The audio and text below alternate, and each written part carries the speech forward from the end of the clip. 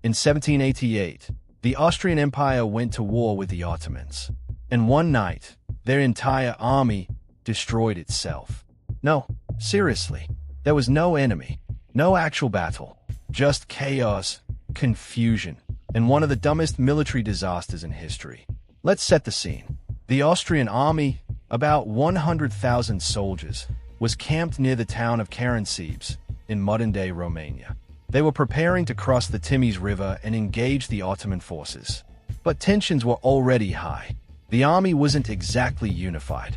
It was a patchwork of troops from all across the Austrian Empire: Germans, Hungarians, Czechs, Croats, Italians, Serbs.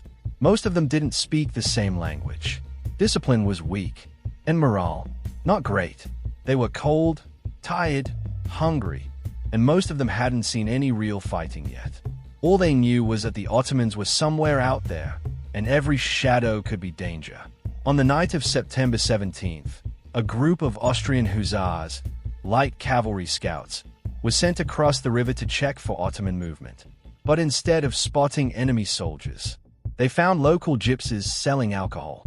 The scouts did what any disciplined army unit would do. They bought a bunch of schnapps and started drinking on the spot. Later that night, other Austrian infantrymen followed the scouts across the river. They saw the party, wanted in, and demanded some booze. The scouts refused. Arguments broke out, then shoving, then punches, and then someone fired a shot. No one knows who, but that single gunshot was enough to set everything in motion. Some soldiers panicked and started yelling, "The Turks!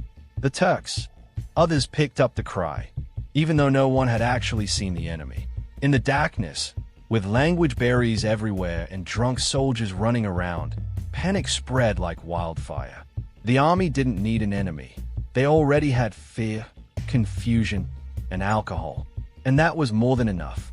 The first wave of troops fled back across the river, shouting that the Ottomans were attacking. The rest of the army, now startled awake and hearing gunfire in the distance, assumed the same.